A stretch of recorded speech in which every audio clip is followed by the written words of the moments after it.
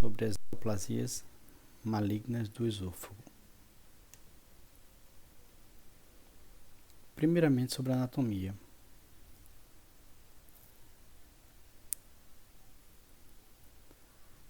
Clinicamente, o esôfago é dividido em 3 segmentos: superior, médio e inferior. E pela Sociedade de Oncologia, é dividido em 4: esôfago cervical, esôfago torácico superior, torácico médio e torácico inferior, de acordo com a distância para os dentes incisivos, porque isso é muito útil na realização da endoscopia para localizar a lesão estenosante e topografar se ela está no esôfago cervical ou torácico ou no seu segmento intraabdominal. Inicialmente, falaremos sobre o carcinoma espinocelular, um tumor maligno de células epiteliais com diferenciação escamosa estratificada, que progride a partir de células precursoras de neoplasia intraepitelial. O carcinoma espinocelular, ou carcinoma de célula escamosa, é mais comum em homens do que em mulheres e sua prevalência aumenta com a idade. Aproximadamente 65% dos pacientes são homens e a faixa etária de pico é de 60 a 74 anos. O uso de tabaco e álcool é o principal fator de risco para o carcinoma espinocelular do esôfago. A disfagia progressiva e a odinofagia, bem como a perda de peso, são os sintomas mais comuns no carcinoma espinocelular. E pacientes com invasão deste tumor de estruturas mediastinais podem ter dor no peito, não relacionada à deglutição. Infelizmente, quando os pacientes se tornam sintomáticos, geralmente a doença já se encontra avançada neste momento do diagnóstico. Os tumores tidos como estadiamento T1 são aqueles que estão limitados à mucosa ou submucosa. E neste paciente, a grande maioria, cerca de 85%, não apresenta sintomas. O fator prognóstico mais importante é a extensão do tumor no momento do diagnóstico, incluindo a profundidade da invasão e a presença de linfonodos acometidos. A maioria dos pacientes tem envolvimento periesofágico ou linfonodal no momento do diagnóstico, com a taxa de sobrevida inferior a 5% em 5 anos. Carcinoma espinocelular. Após o diagnóstico endoscópico, a sua avaliação mínima deve ser de exame físico completo, tomografia computadorizada do tórax e abdômen, ultrassonografia endoscópica dos candidatos a tratamento conservador. Nos tumores do esôfago médio, onde a lesão está acima da carina, deve-se realizar broncoscopia para avaliação de invasão da traqueia. O PET-CT é recomendado se você tiver disponibilidade. Porém, temos muitas limitações por esse exame, como a delimitação do tamanho tumoral, análise da profundidade da lesão, também a avaliação da doença linfonodal acometida e algumas vantagens, como a avaliação da possibilidade de você detectar a doença metastática precocemente. Outro subtipo comum do câncer do esôfago é o adenocarcinoma. É uma neoplasia epitelial maligna que quase sempre surge da degeneração maligna do epitélio subjacente de Barrett. Pacientes com esse diagnóstico têm risco aumentado de mais de 11 vezes de ter adenocarcinoma. A maioria dos adenocarcinomas ocorre no terço inferior do esôfago torácico. O que é o esôfago de Barrett? É uma condição pré-maligna na qual há substituição do epitélio escamoso estratificado normal do esôfago pelo epitélio colunar, dito metaplasia intestinal, e é resultado do refluxo gastroesofágico em 3 a 15% dos pacientes, também associado à esofagite por refluxo. Raramente o adenocarcinoma pode surgir na mucosa heterotópica no esôfago superior, na entrada torácica ou próxima a ela. Aproximadamente 85% desses pacientes são homens e o pico de incidência é na 7ª década. O adenocarcinoma esofágico é cerca de 5 vezes mais comum em homens brancos do que em homens negros. Aqui um lembrete para os pacientes com diagnóstico endoscópico de esôfago de Barrett em relação à conduta de vigilância epidemiológica. Quando já foi feito o diagnóstico histopatológico. Nos pacientes com diagnóstico de carcinoma intramucoso e neoplasia invasiva, a conduta não é mais vigilância, e sim o tratamento, ou por ablação ou tratamento cirúrgico. Os pacientes com diagnóstico sem displasia, esse paciente deve fazer avaliação a cada 3 a 5 anos, com endoscopia e biópsia, em quadrantes a cada 2 centímetros. Quando já se tem uma displasia de baixo grau, deve-se fazer a endoscopia com biópsia a cada 1 a 2 anos, também em quadrantes, com distância entre eles mais reduzida a cada 1 centímetro. E displasia de alto grau, já a conduta não é mais vigilância, e sim realizar ablação ou cirurgia. Pacientes com adenocarcinoma esofágico precoce são assintomáticos ou apresentam sintomas de refluxo gastroesofágico. A maioria dos pacientes, no momento da apresentação clínica, já possui doença avançada e os sintomas são semelhantes ao carcinoma espinocelular. Também nesse subtipo, o prognóstico depende da profundidade da invasão e da presença ou ausência de envolvimento linfonodal. Ele tem um melhor prognóstico do carcinoma espinocelular. Isso aqui é uma classificação por endoscopia da Sociedade Japonesa de Endoscopia em relação às lesões superficiais e lesões avançadas que acometem a muscular própria, além da mucosa e submucosa neste tipo. Aqui, as imagens do ultrassom endoscópico, onde conseguimos visualizar todas as camadas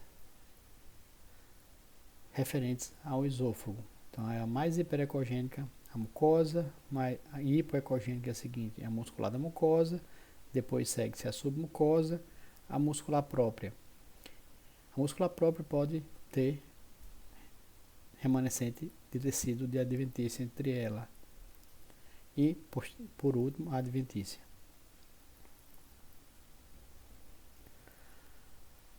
Aqui mostrando o estadiamento, as lesões com estadiamento T1, elas estão limitadas à submucosa, T1A e T1B, T1A até a muscular da mucosa, T1B até a submucosa. T2 já existe uma extensão à camada muscular. T3 já existe uma extensão adventícia e T4 aos órgãos adjacentes. Aqui mostrando só a acurácia da ultrassonografia endoscópica em relação a esse estadiamento para avaliar a profundidade da lesão e um exame de tomografia computadorizada. Outro exame, onde é muito bem demonstrado uma extensão da lesão a estruturas adjacentes, visto pela endoscopia com ultrassonografia e confirmado na tomografia um paciente que já era um T3 com suspeita de já ter um estadiamento T4, pois existe um importante contato com a aorta e com o brônquio principal direito, deformando-o. A radiografia contrastada é um exame muito bem utilizado e tem um valor preditivo positivo de cerca de 42%. É muito utilizado para avaliação dos pacientes com quadro clínico sugestivo para avaliar a morfologia do esôfago. É realizado com ingestão do bário e você consegue avaliar os contornos da estenose esofagiana. Geralmente as lesões com contornos lisos e regulares são mais suscetíveis a lesões benignas, já as com contornos irregulares, lesões malignas. Eles podem ser polipoides, infiltrativos, varicoides, ulcerativos e vistos pela esofagografia.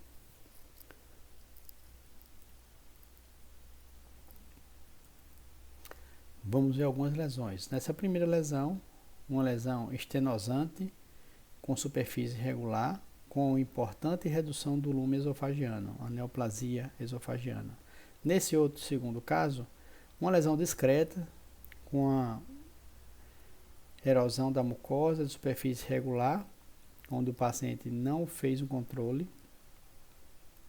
Um ano depois voltou e observou uma evolução acentuada da neoplasia. E aqui, mais 2 casos, mostrando uma irregularidade e contornos de uma lesão neoplásica esofagiana torácica, bem diagnosticado pelo esofagograma. A tomografia computadorizada, considerado complementar aos estudos de endoscopia e bário e é usado para estadiar e acompanhar tumores esofagianos. Não é o primeiro exame para o diagnóstico, e sim para o estadiamento.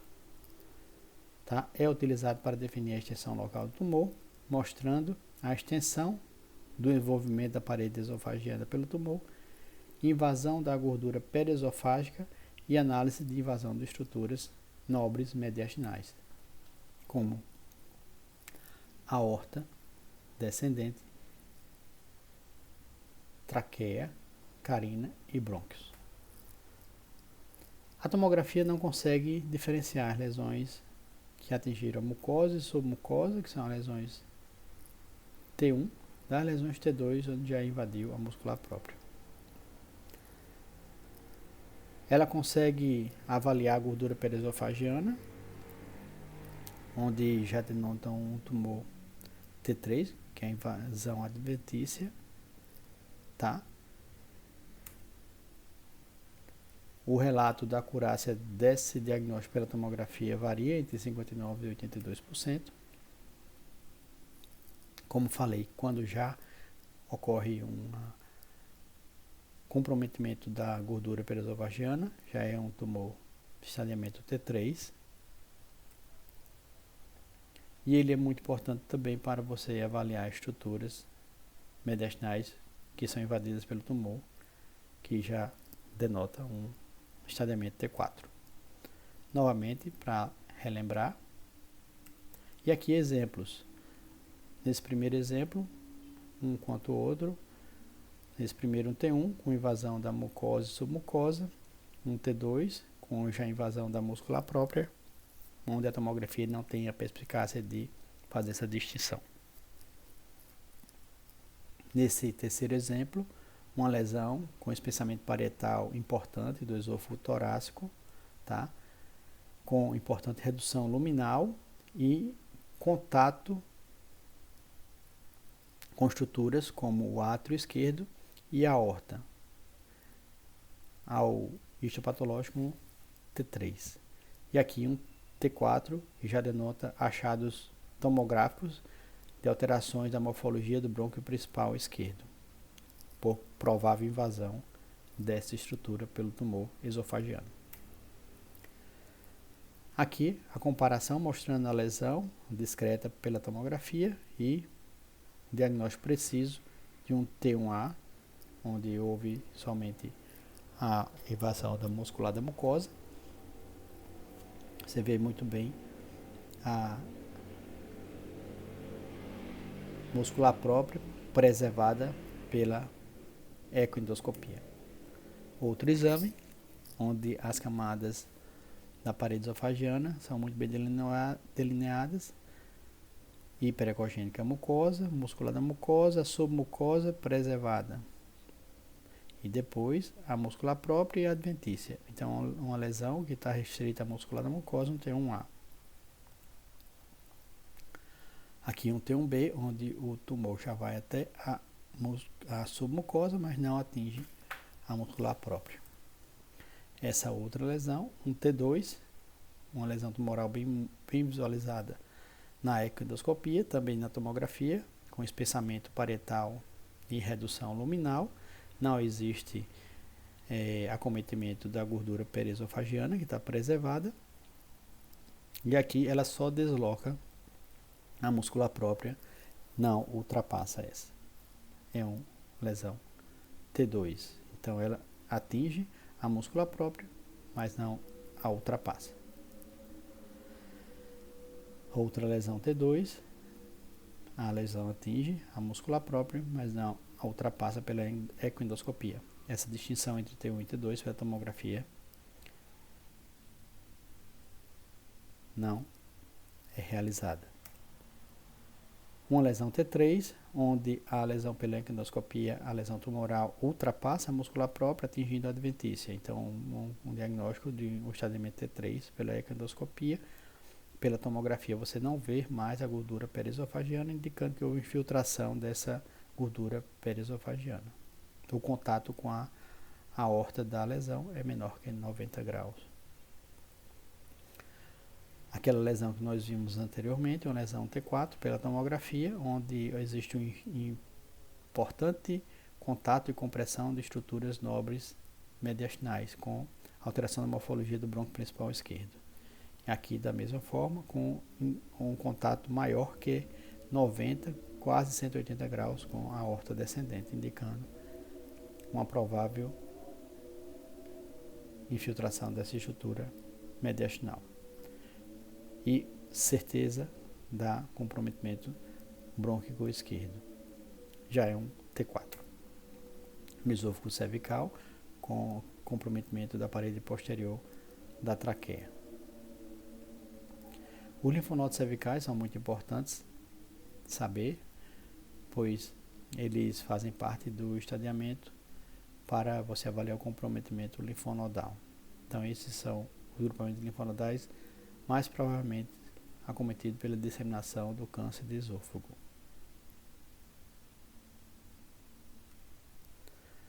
Aqui exemplos onde é bem visualizado nas pontas de seta os linfonodos paraesofagianos acometidos, aumentados, e visualizar também a figura à direita pela ecoendoscopia. Outro exemplo na tomografia computadorizada com contraste, uma lesão do esôfago torácico superior e na ponta de seta o acometimento de um linfonodo paratraqueal. Outro exemplo, uma lesão estenosante do esôfago torácico associado a linfonodomegalia paratraqueal e também linfonodomegalia cervical à direita, cadeia linfonodal 3. Aqui no tumor da cárdia, uma lesão com espessamento da cárdia por um adenocarcinoma associado à linfonodomegalia do linfonodo paracardial. E nesse último slide, a importância da tomografia de tórax e abdômen para avaliação de metástase à distância. Nesse primeiro caso à esquerda, múltiplos nódulos hepáticos num paciente com tumor de cárdia e à direita uma metástase para a parede tórax-abdominal. Esses são os locais mais frequentes de metástase pelo tumor esofagiano: fígado, pulmões, ossos e adrenais. E aqui, no inusitado caso, quando o paciente apresentar uma metástase cardíaca de um tumor por adenocarcinoma esofagiano. O adenocarcinoma da cárdia foi, em 2017, incluído no estadiamento do câncer de esôfago. São aqueles tumores que se originam nos 5 centímetros proximais do estômago e que atingem a junção gastroesofágica, que cruzam a junção gastroesofágica e que têm um epicentro até 2 centímetros dentro do estômago. Foram divididos em 3 tipos. Tipo 1, tumores do esôfago distal que invadem a junção gastroesofágica. Tipo 2, tumores verdadeiramente da cárdia. E tipo 3, tumores subcárdicos. Aí um exemplo, as setas em vermelho, um tumor da cárdia com extensão à porção proximal do estômago, o fundo gástrico, e compulsividade, intenso aumento do metabolismo, ao PET-CT, associado à linfonodomegalia mediastinal. Vamos falar um pouco agora sobre as neoplasias malignas do estômago. Esse é o aspecto normal da aparência do estômago no exame de serografia gastrointestinal, onde o paciente ingere bário e aí avaliamos o esôfago, estômago e duodeno. À direita, uma fotografia de endoscopia. Aqui a aparência normal das pregas gástricas, mostrando muito bem o fundo, as pregas gástricas, o corpo, o antro, o piloro e as porções do duodeno. E à direita, a endoscopia novamente mostrando a aparência normal do estômago das pregas gástricas. Na foto à esquerda, uma tomografia computadorizada, uma fase arterial precoce, onde mostra o realce normal da mucosa gástrica e não o realce da submucosa, que vai realçar nas fases mais tardias, havendo o envolvimento completo e o realce homogêneo da mucosa e submucosa. O adenocarcinoma representa mais de 90% de tumores malignos do estômago. Hábitos alimentares e a infecção crônica pelo Helicobacter pylori são os mais importantes fatores associados ao adenocarcinoma gástrico. A ingestão habitual de verduras e frutas frescas é considerada como fator protetor. O tabagismo tem relação com maior frequência de carcinoma da cárdia.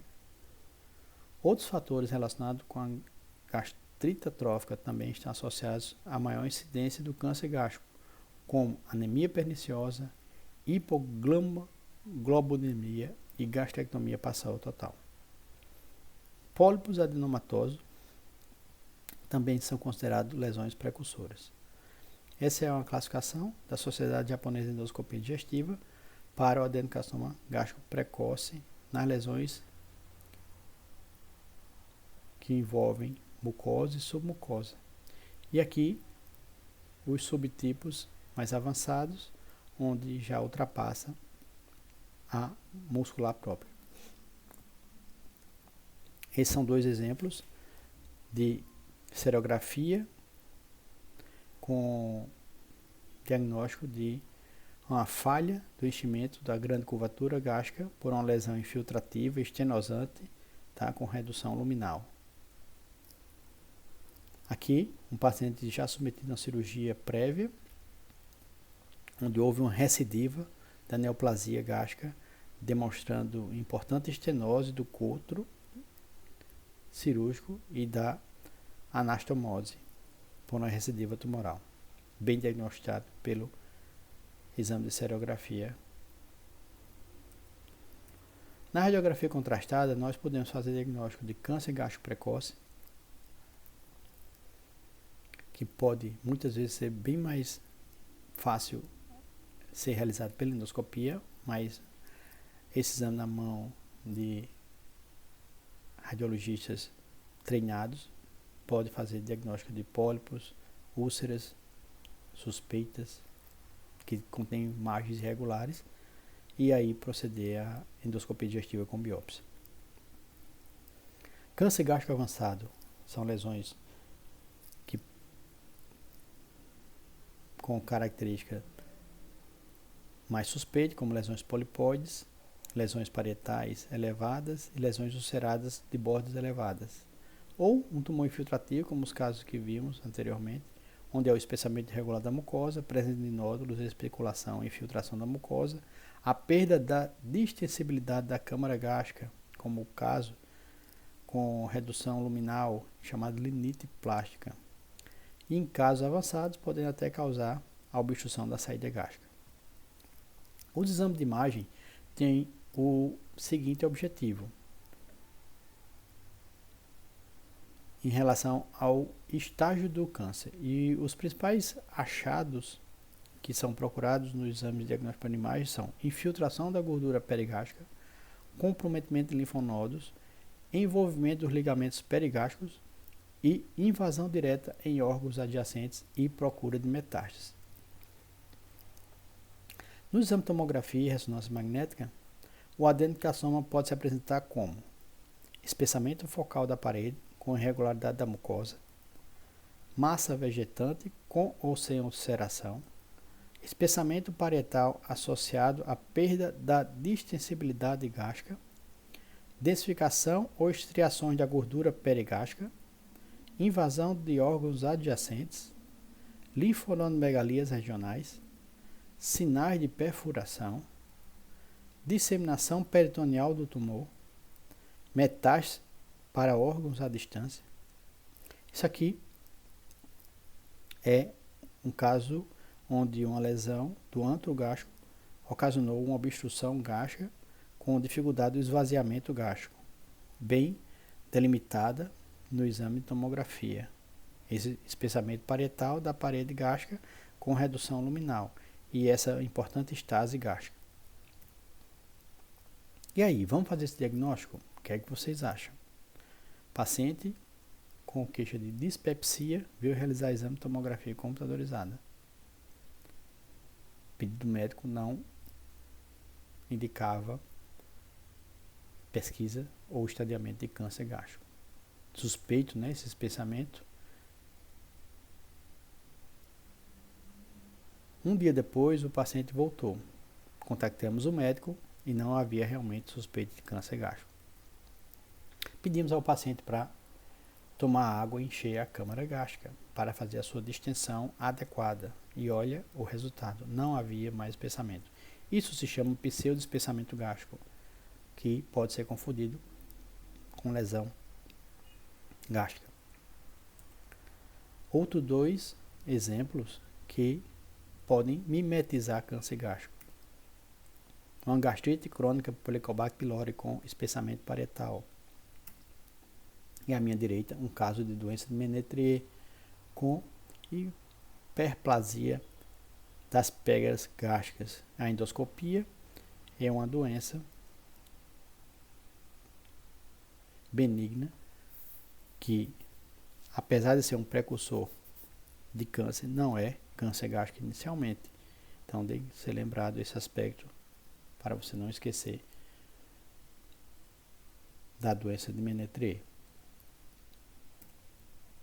Aqui, só os achados histopatológicos em relação ao câncer gástrico. O T1A é aquele que invade a lâmina própria, o muscular da mucosa. O T1B, quando o tumor já invade a submucosa. O T2 invade a muscular própria. E o T3, quando penetra o conjuntivo subseroso, sem invasão do peritônio visceral.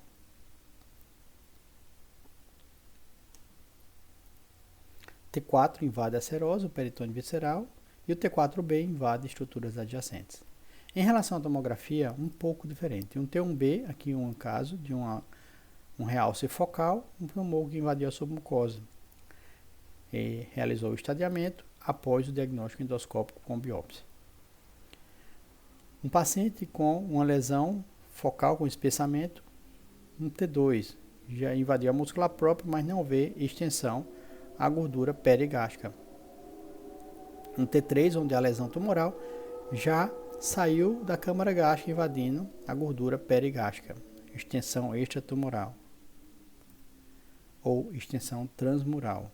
E aqui, um T4, quando há uma extensão a outros órgãos, quando há uma lesão da câmara gástrica, um plano coronal, onde há uma lesão gástrica, ela saiu através do ligamento gastrocólico e invadiu o colo transverso.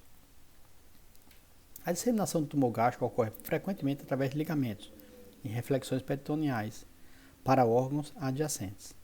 São esses os principais ligamentos: ligamento gastrohepático, ligamento gastroesplênico. Aqui, exemplos dos ligamentos gastrohepáticos, desse artigo da American Journal, muito interessante. que eu recomendo a leitura.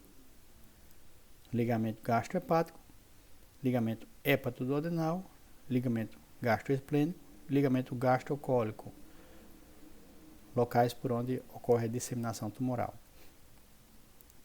E neste exame, uma disseminação tumoral de uma lesão gástrica que disseminou pelo ligamento gastroesplênico.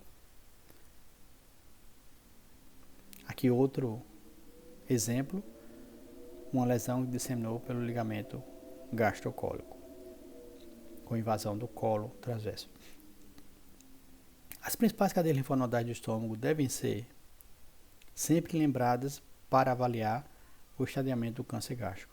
São elas: linfonodos perigástricos da pequena curvatura, linfonodos perigástricos da grande curvatura, linfonodo gástrico esquerdo, linfonodo no trajeto da artéria gástrica, linfonodo no trajeto da artéria hepática comum, linfonodos ao longo da artéria celíaca, linfonodos no trajeto da artéria esplênica e linfonodos no ligamento hepatoduodenal.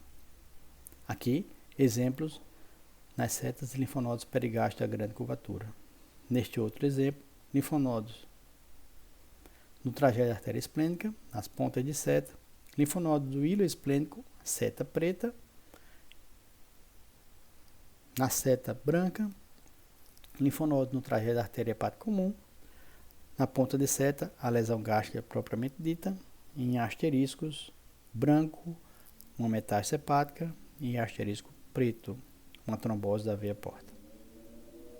O estadiamento é necessário para um completo acompanhamento desse paciente com diagnóstico de câncer gástrico. Muito obrigado.